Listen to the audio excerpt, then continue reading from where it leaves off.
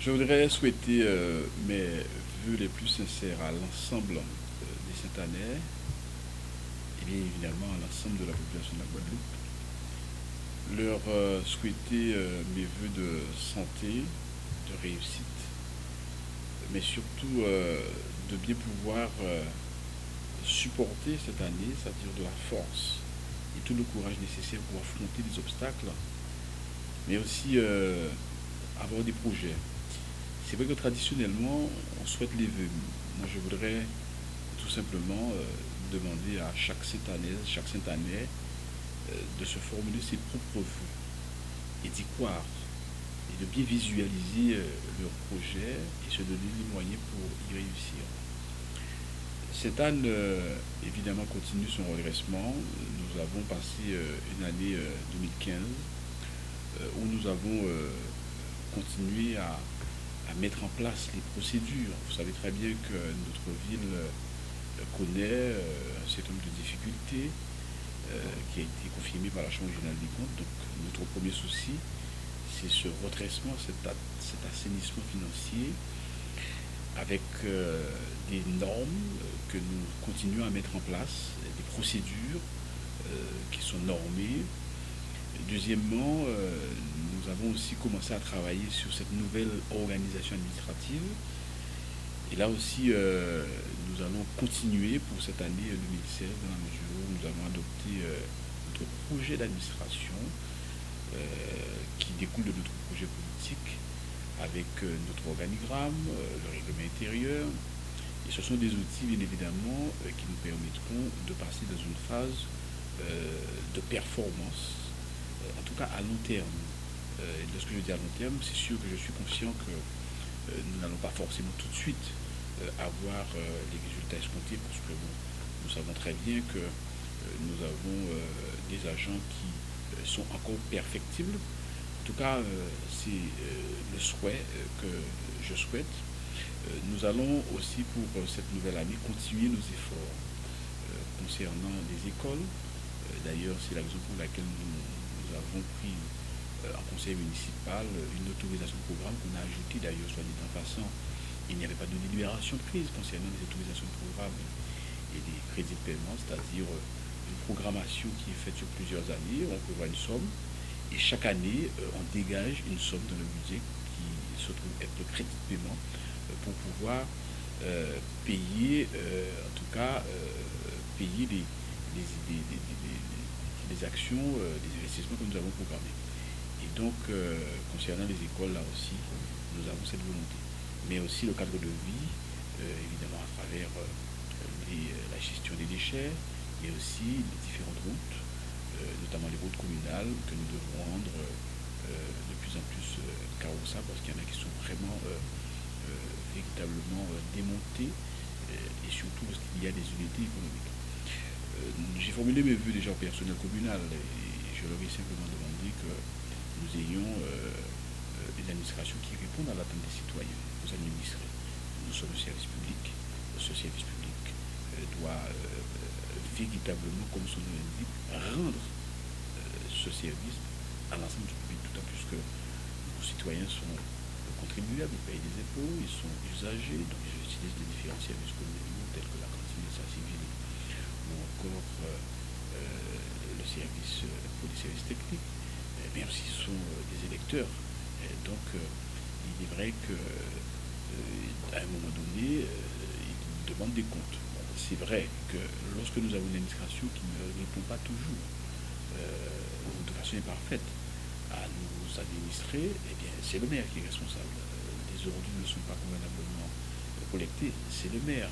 Un enfant qui mange mal à la cantine, c'est le maire. Un administré qui est mal reçu dans un service administratif à l'état civil ou au bureau des élections, c'est le maire.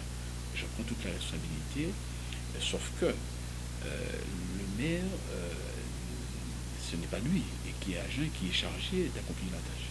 Et donc c'est pourquoi, bien évidemment, je ne vais pas veiller, je vais veiller à ce que chaque agent puisse assumer ses responsabilités dans l'intérêt de la population. Et enfin, j'ai adressé aussi mes vœux aux acteurs économiques qui sont le pilier du développement de la ville de Sainte-Anne. Ils étaient plus de 150. Et donc là aussi, nous voulons établir avec eux, continuer à travailler avec eux sans faillir. Je leur ai demandé de se constituer en association pour avoir des interlocuteurs clairement désignés par eux. Évidemment, il n'est pas question pour la municipalité d'avoir une quelconque association sous tutelle municipale, je l'ai déjà dit, encore moins celle des acteurs économiques. Mais l'objectif, c'est de bien tout mettre à plat par rapport dans le cadre de leur activité, dans ce premier temps.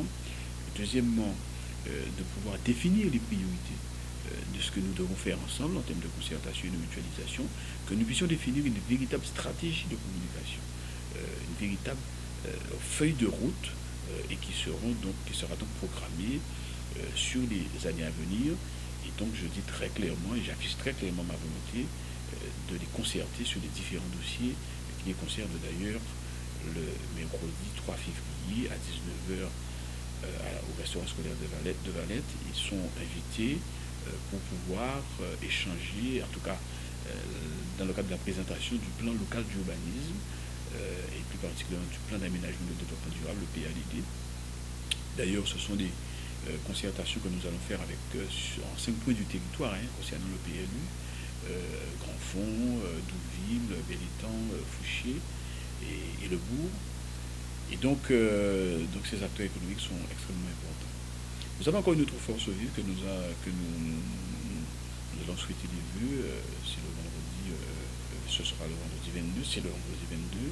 Ce sont les associations. Et là encore, comme je l'ai dit, les associations sont aussi un moteur dans l'activité économique, l'activité économique sociale et solidaire.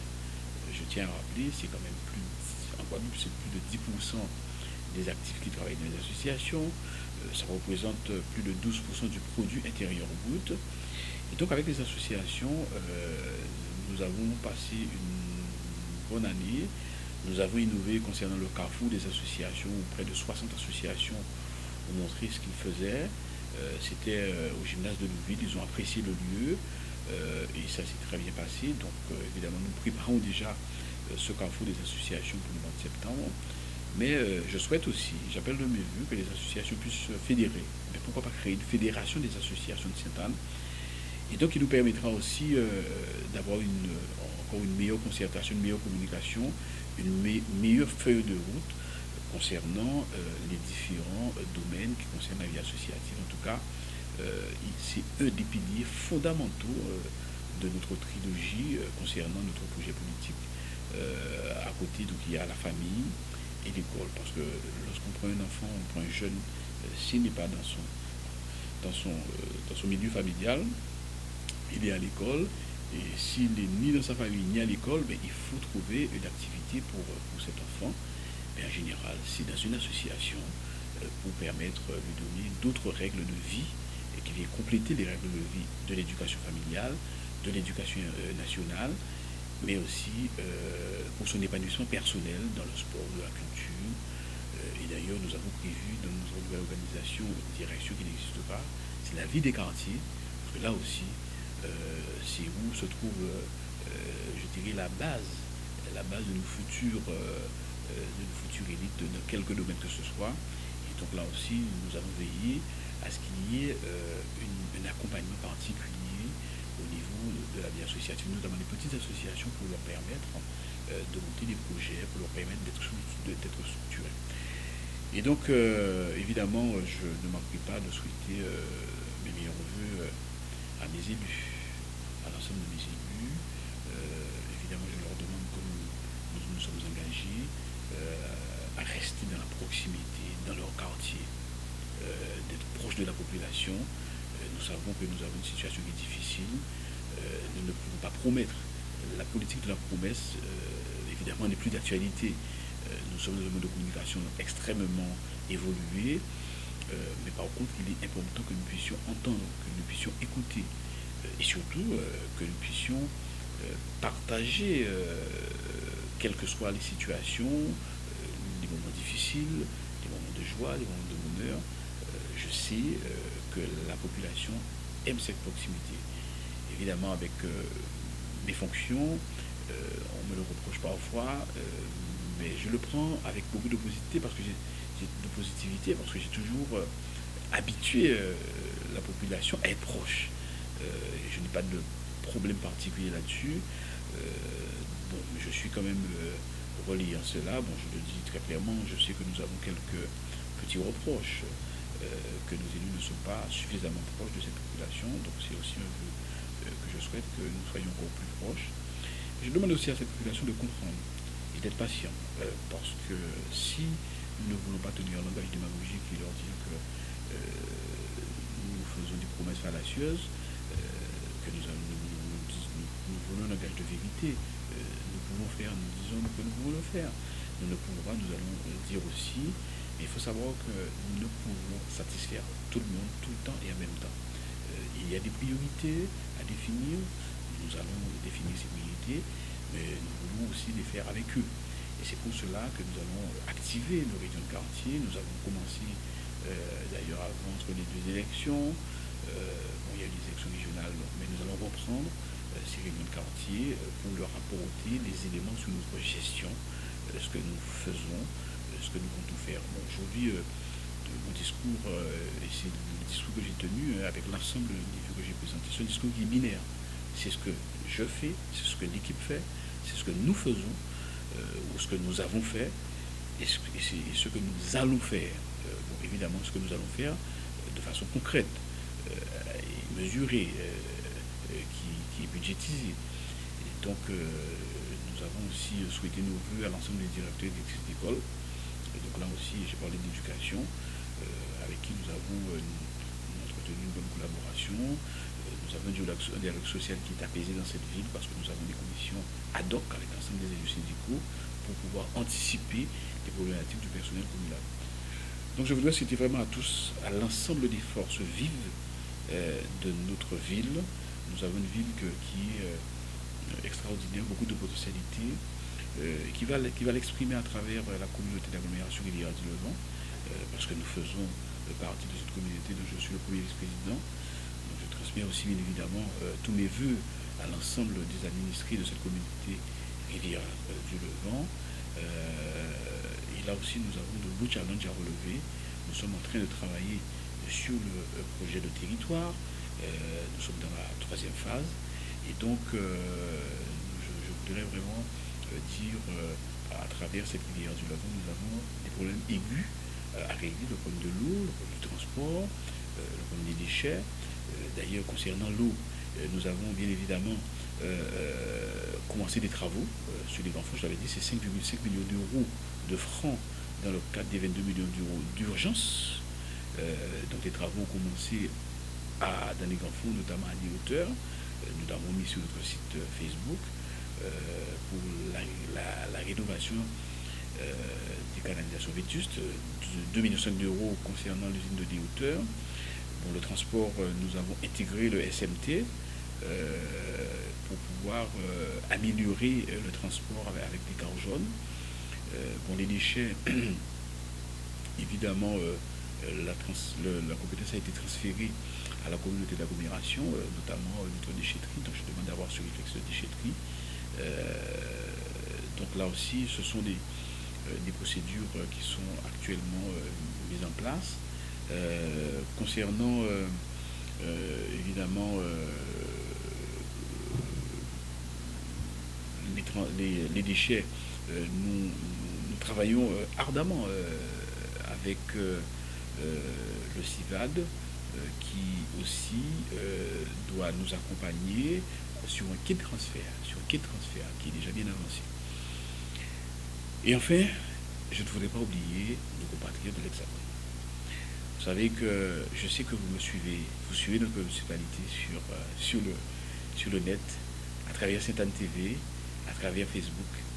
Je voudrais vraiment souhaiter à tous nos compatriotes de la Guadeloupe une belle et heureuse année qui se trouve en France hexagonale, et particulièrement cette année. Je leur dis que j'aurai l'occasion de les rencontrer, comme je les ai rencontrés en 2014 à Sarcelles, d'autant plus que cette année, le congrès des maires a été annulé et repoussé à fin avril, début mai. Donc vraisemblablement, nous allons nous organiser pour nous rencontrer, comme nous l'avons fait en 2014. Je sais que c'est une attente très forte, mais je voudrais vous dire que je pense tous très fort à vous. Je sais que vous suivez de près ce que nous faisons à Sainte-Anne, la relance de Sainte-Anne, la redynamisation de Sainte-Anne. Eh bien, c'est l'occasion pour moi aussi de vous dire à tous un gros coucou, à tous ceux qui vivent, notamment dans la région parisienne, mais aussi sur toute la France, et tous les Guadeloupéens, tous les Saint-Anais qui sont à l'étranger. Parce qu'il y a aussi des Saint-Anais qui sont en Allemagne, qui sont à Londres. J'ai des parents qui sont à Londres, notamment les fils de mon cousin Calix Baptiste, donc qui vit en Allemagne, sa fille, qui m'a envoyé une petite carte qui est gentille, donc je lui fais un coucou. Mes cousins aussi qui sont à Londres et qui font des beaux kits, qui ont transporté les beaux kits à Londres. Et donc, je leur fais aussi un gros coucou.